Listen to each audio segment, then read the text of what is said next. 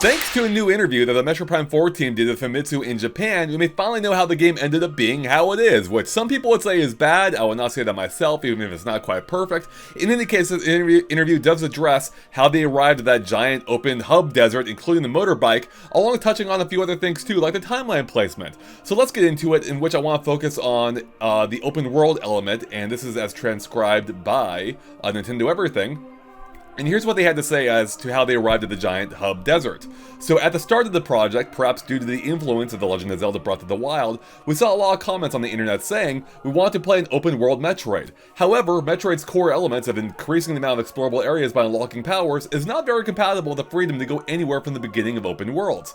Thus, we thought to design a limited area that could be freely explored, and have that be a hub that could connect to other areas.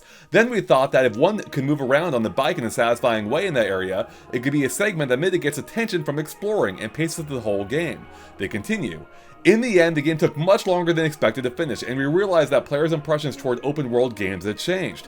That being said, development had already been reset once before, when we started again from scratch with Retro Studios, so backtracking development again is out of the question, and we resolved to move forward with our original vision, being the open world vision. During this time, shooting games and action games went through evolutions, with an increase in game speed in particular, but taking in those changes would have made it difficult to construct the tempo of an adventure game, so we actively chose to not take them into account.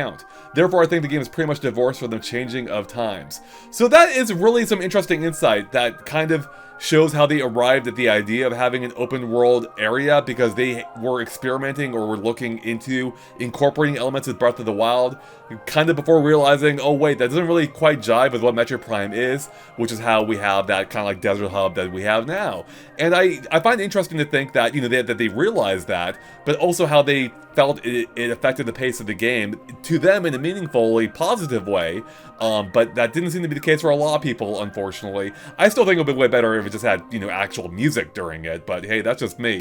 In any case, interesting to hear this insight, especially with how they didn't want to backtrack again, given they had already restarted development once. So a lot of this is understandable, though, especially the part where they mention how it feels like it's divorced from the changing of times, and that is very true, but this game does feel, I mean, you know, it's still at its core, it feels very Metroid Prime-esque. And I think that's both for the positive and negative, because there are elements of the game that do feel a little out of step with modern times, which isn't necessarily a negative, but it also didn't feel like it really reimagined anything that a Metroid Prime game is, again, for the better or worse. Now, speaking of the changing of times, we have to talk about the timeline placement. Now, for this, we're going to go do a translation by DinoMan96 over on Famitsu, so assuming that is accurate, the timeline placement of this game is actually very different to the rest of the Metroid Prime series, which has up to this point taken place between Metroid 1 and Metroid 2, with the entire Metroid Prime series slotted into that narrow range. However, Metroid Prime 4 changes it up, interestingly enough,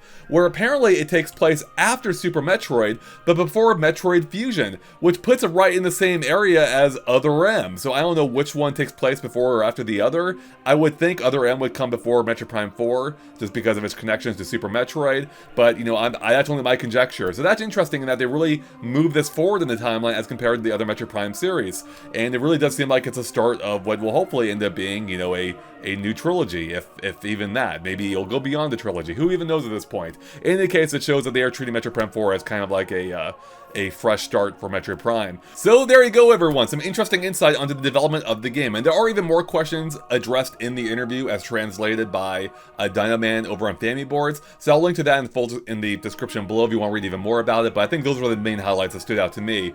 But yeah, with that, thanks for watching. Let me know in the comments below what you think of all this, and we'll catch you later. Bye, everyone.